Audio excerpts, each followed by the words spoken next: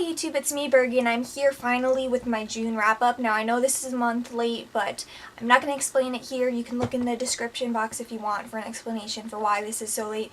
But I'm just going to jump right into the video because I have a lot to talk about. So, before going into the actual books, I'm going to talk about the statistics for my reading month. So, I read 8 books this month. Of those books, all of them were physical copies that I had borrowed from the library. For male versus female authors, I read 5 that were female and 3 that were male, so that to me is a pretty good split up. It's nearly evenly matched, with it going more towards females, which is a good thing because I feel like I read mostly books from male authors, so it was good to see the opposite be true for this month. For genres, there was a bit of variety. I had 1 science fiction book, 4 fantasy books, 2 contemporary, 1 literary fiction, and 1 classic. Now, I know that doesn't add up to 8, but I'll explain later when I talk about one of the books I read more specifically. As for reading level, I read 4 adult books, 3 young adult books, and only 1 children/middle grade book. Now, for me, that's really good because I usually read YA or children middle grade, so to see adult be the highest of the reading level was, again, a good change for me. Publishing dates, 1 was in the 1800s, 1 was in the 2000s, and 6 were in the 2010s. So most of them were recent, which is something I would like to change in the future. Overall rating, I'm going to do the number score, and then once I get into the individual books, I'll do my letter grading system, but generally, I had 0 5-star books this month, 4 4 stars, 2 3 stars, 2 2 stars, and 0 1 stars. So it was kind of meh this month, with it leaning more towards being on the better side. I read a total number of 2,614 pages, which averages out to about 87 pages a day, which isn't too bad considering that I had been moving around place to place between friends' houses, and also it was like hectic because it was my graduation time and my family was coming over. So considering all of the stuff that I had to deal with during the month of June, I did pretty well, I think, with reading. So now that the general statistics have been explained to you, I'm going to talk about the books that I have read. So the first book I read was Arcadia by Ian Pears, I don't know how to pronounce his last name, I apologize. I believe the best way to approach this book is to go in blind. There is a little snippet that, of course, I read that was on the back of the book, but it doesn't really explain too much, and I think that's perfect because if there was more of a summary given about the story, it would kind of ruin all the elements of surprise that you face in it. And the element of surprise is partially because, which this doesn't ruin it, I don't think, is that it is a mixture of genres. So this is the book that made it so my genre statistic was a little bit, that it did not go with the number of books I had actually read. So it is part science fiction and part fantasy. And at first I was really confused with how all the different stories were going to go because it was in different perspectives, and each perspective kind of had a different genre element to it. So when I first started reading, I was really confused with how each story and genre were gonna fit together. But having completed the book, I feel like it worked very well, and it was a difficult feat to do, and Ian Pears did it perfectly. There are 4 perspectives. Jay, a curious boy who practices to become a storyteller. Henry Lytton, an older British gentleman who has been working on a book or a novel for years and has not completed it or actually written anything for it. He's just had a whole bunch of notes. Then there's Rosie, who's a friend of Lytton who loves reading and just wants some kind of adventure that she reads about. And then finally is Angela, who is a scientist. So again, these people, though there are some similarities between the first 3 especially, how Angela fits in, that's the actual surprising element that kind of ties everything together. So yeah, like I said, I was a bit confused at first because I did not know how everything would fit together. But like I said, once you read the entire book, you don't necessarily get an aha moment, which is something that I was hoping for, but you do see how everything fits. Though you do have a couple more questions at the end, which I feel is fine for a book. And the way he connects these stories together just an amazing job. He did an amazing job. And for that reason, I did give it a B+ grade. Of course, there was room for improvements, and I wanted my questions answered, but for the most part, it was a really good book.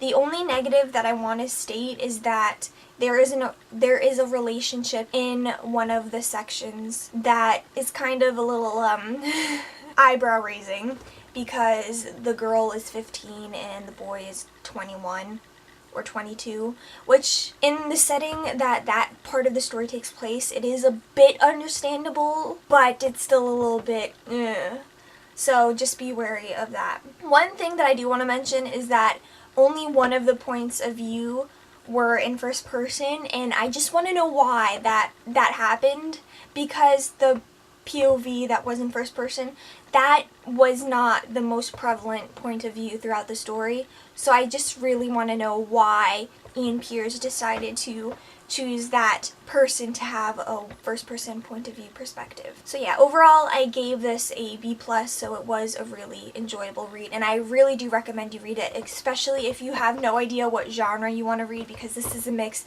of sci-fi and fantasy, like I said, but also like realistic / historical fiction and romance and adventure. So it really is anything. So if you do not know what you want to read or what you're in the mood for reading, I think this is a good book to choose, because it is every genre in one, and it does it well, which is hard to do. The second book I read was Landline by Rainbow Rowell. This is a adult contemporary chick lit novel where it's a snapshot of a short period of time in Georgie's life, and it focuses on her relationship with her husband Neil during a rough patch in their relationship, and she is trying to learn how to fix it.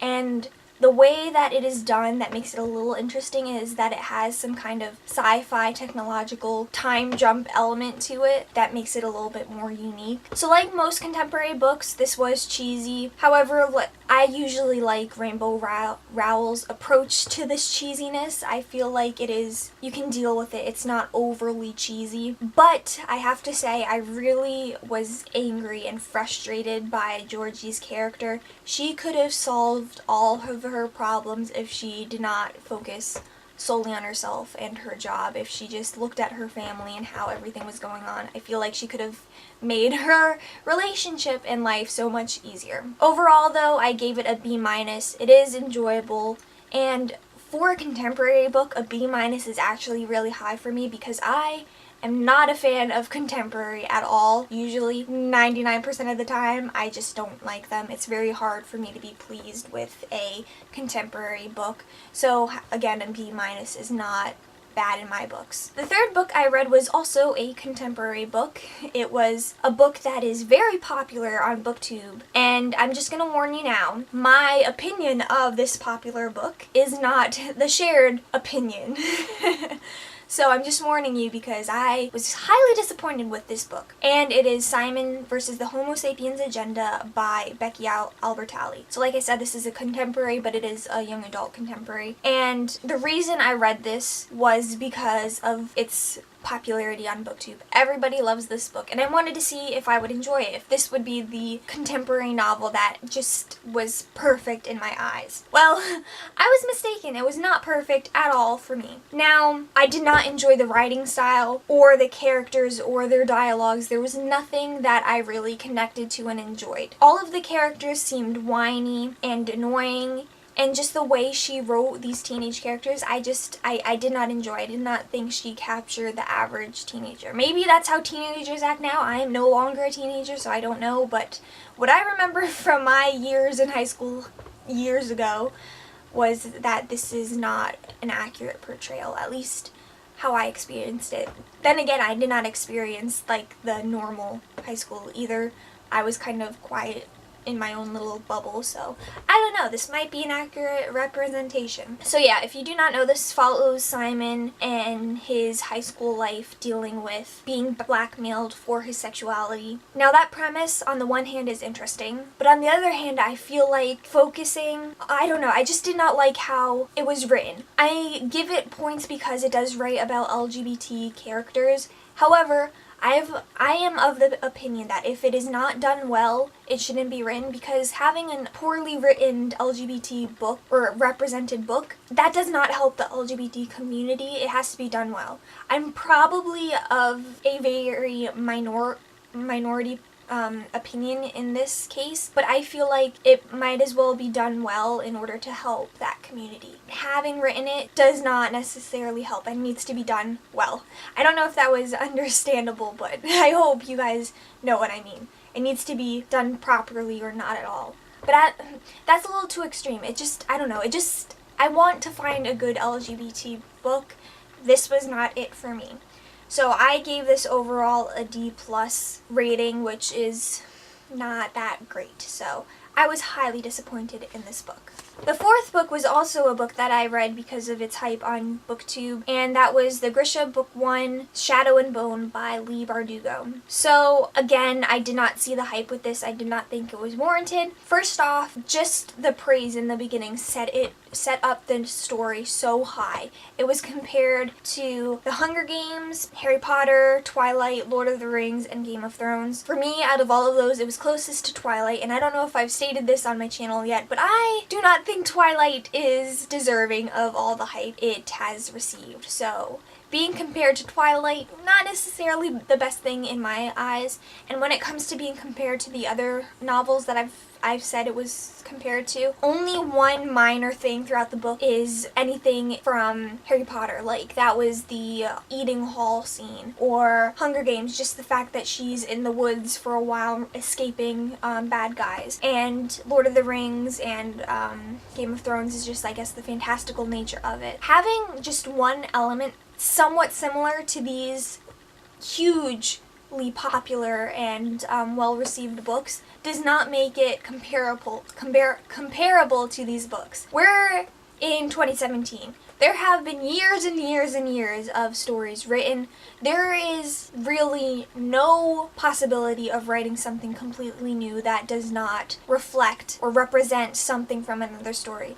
So, I don't know, having this praise hype it up to the status of Harry Potter or Lord of the Rings or Game of Thrones or Hunger Games is not warranted. I did not see it reaching that level of, a well done job as those novels. So that, on the first hand, got me really disappointed because it was nothing like those books. I have to say, though, the premise was okay. I just did not think it was executed very well. The writing, the execution of the plot, and the characters were nothing special, and overall it was just a meh book. So I don't know. I don't think I'm going to see this or read further. But anyway, if you do not know, I don't know. I don't think I'm going to see this or read further. But anyway, if you do not know, this follows Alina as she is whisked away from her life as a poor cartographer for the army, and then somehow she becomes the chosen Grisha that everybody needed to save their world. So just with that kind of premise as well, it was trying to be something bigger than it wasn't, and it just followed the same tropes, and overall I just did not like it. I gave it a C-, so it's not too bad, but still I don't see the hype. Don't see it at all. The fifth book I read was something that needed to get me out of this negative reading trend that I had, and it was Once Upon a Time in the North by Philip Pullman. This was just a short little companion book to the His Dark Materials series that I read in April, May. It was just a short prequel to the story where we followed how Lee met Irek, who is the warrior bear, and see how their friendship began. I thought it was a fun and enjoyable little episode that added more to the story, but other than that, there's not much more to say. I did give it a B+, because again, even though it did add a little bit, it wasn't necessary really to the main story. It was just an interesting little read. The sixth book I read was The Picture of Dorian Gray by Oscar Wilde. So I'm sure most of you know the basic plot of Dorian Gray. He has this painting that makes him younger and beautiful. The painting takes all of his age and anything that can mar his face and depicts that, while Dorian Gray himself stays young and beautiful. So that is part of the plot, but I will say that that section or that plot doesn't occur until after 100 pages after the start of the book. So because of that, it was a slow thing to get into because like most classic Gothic novels, it kind of sets up the background of society and then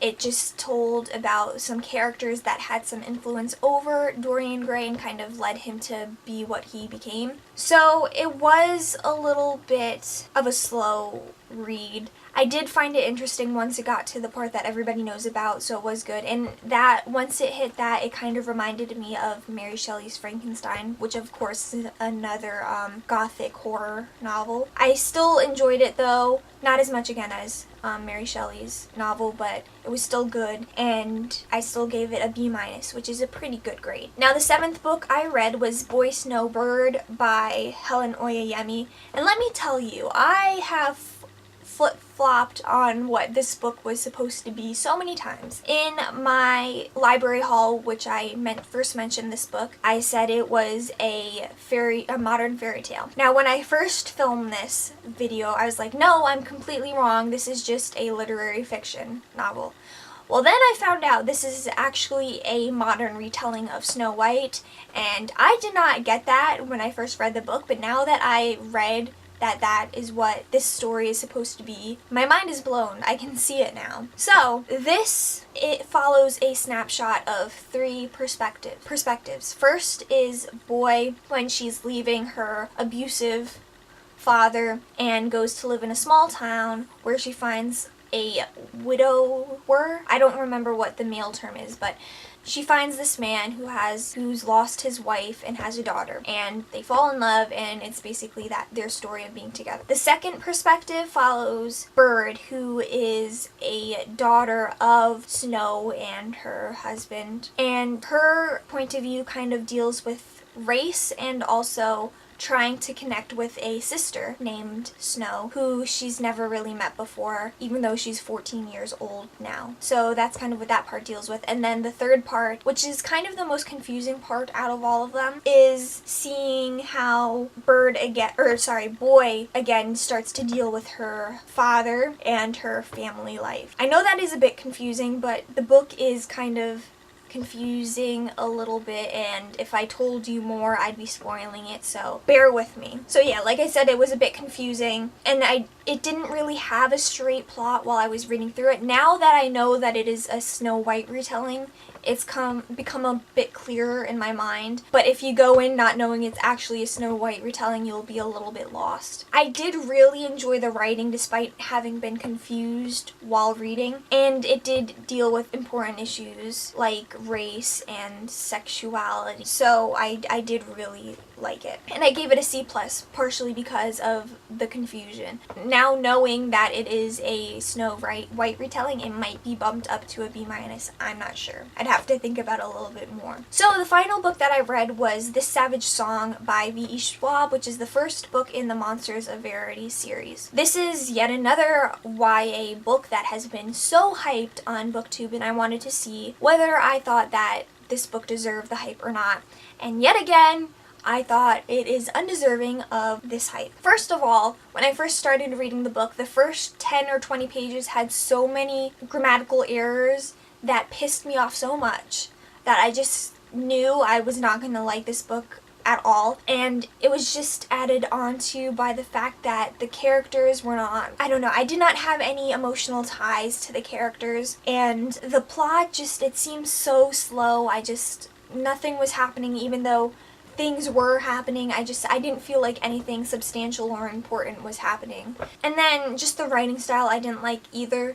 I thought it was very simple and juvenile without having any depth, because I know the Rick Riordan, Percy Jackson and the Olympian series, that is very simply written because it is written for children and middle grade students. However, those books have so much deep meaning that anybody can enjoy them no matter what age they are. This book though had the same kind of simple writing, but there was no depth or emotion to it that could not like the book, and for that reason I gave it a D rating. Also, I want to point out that this was on Goodreads listed as a dystopian novel, but no, it is not a dystopian novel at all. This is more of a fantastical post-apocalyptic book, and I just really hate the fact that dystopian, that word, is given out to any book willy-nilly. It is not.